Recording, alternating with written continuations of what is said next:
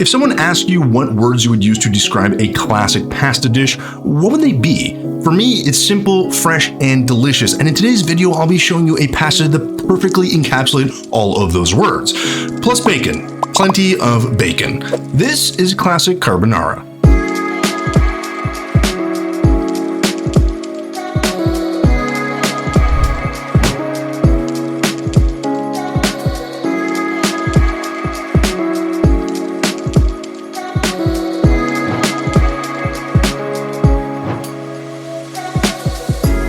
Hey folks, welcome back to another episode here at Time Out Kitchen, where today I'll be revisiting my old nemesis, bacon carbonara, or carbonara, depending what you put in it. Now, I say nemesis because while on the surface this dish seems simple with just a few ingredients, there are some sneaky pitfalls along the way, and when I first made this, I definitely screwed a few things up, which led to a rather, well, unsatisfactory final product.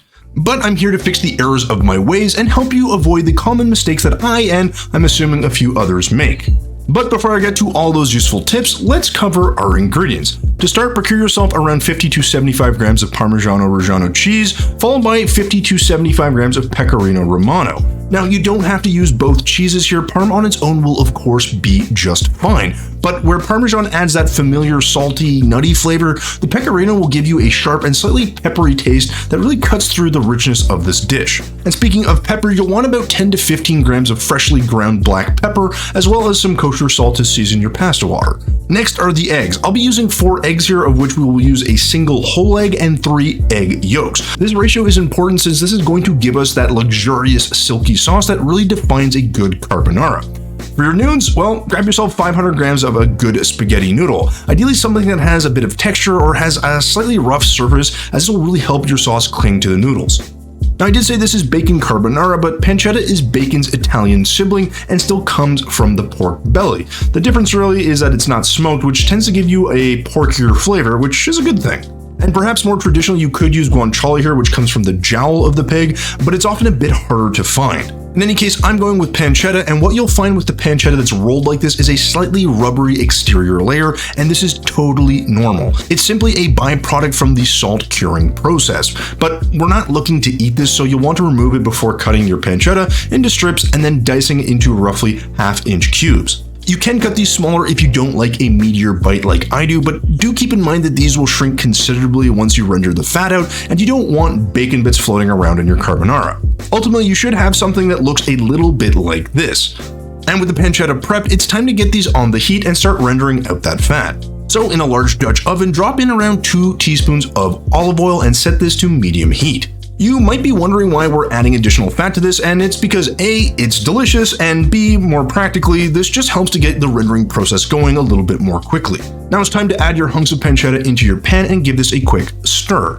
I recommend you do all of this while the pan is still heating up, as it makes the rendering process more even and lets the pancetta get a little bit crispier. Now that that's done, this is a great time to get our pasta water going. Now I'm going to be using this deep pot because it's what I have around the house, but you could speed the boiling process up by using a high-sided pan and tossing a lid on top. In my case, I'll be filling this about halfway, cranking the heat to high, and tossing in a healthy pinch of kosher salt.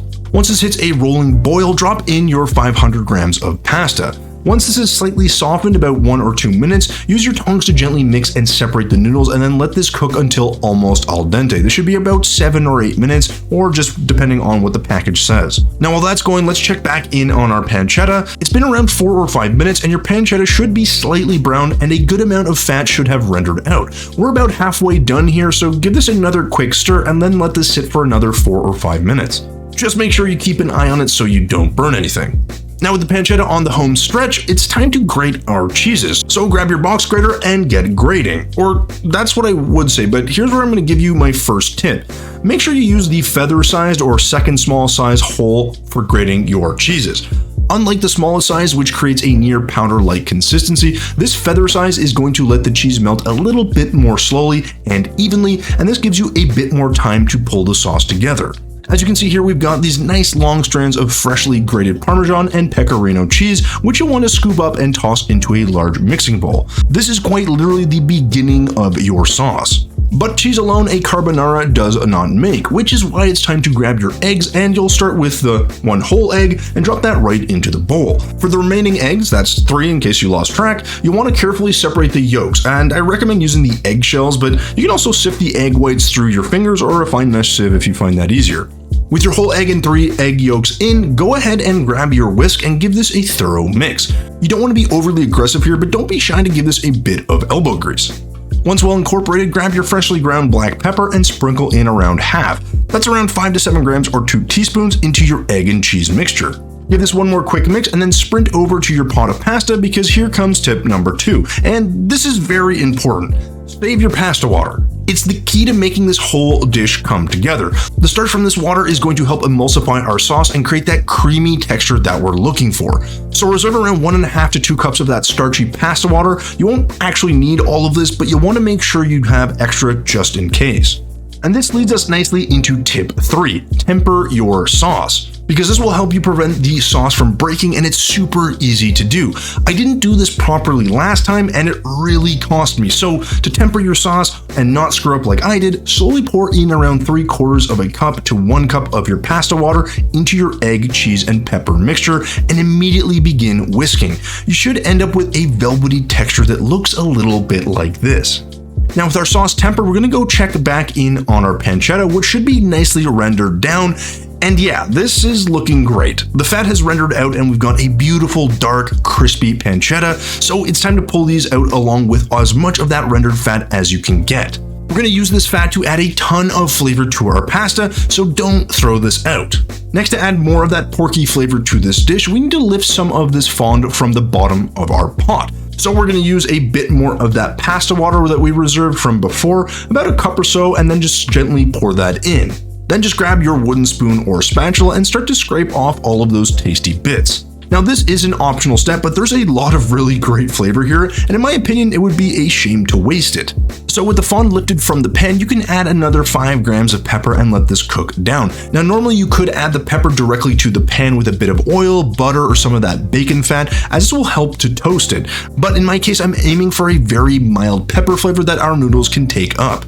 And speaking of those noodles, they are perfectly al dente, so kill the heat and go drop those right into that bacony, peppery goodness. Then just give this a thorough mix to let these noodles pick up a little bit of that liquid, and now it's basically time to put this all together. So bring over your Dutch oven, grab your pancetta, and pour that crispy pork and all of that fat into your pot. Then mix this all together to make sure you get an even distribution of pancetta and fat that coats all of your noodles. Now for the moment of truth and my 4th and final tip. Dump in your warm, not cold, but warm egg and cheese mixture and then mix continuously.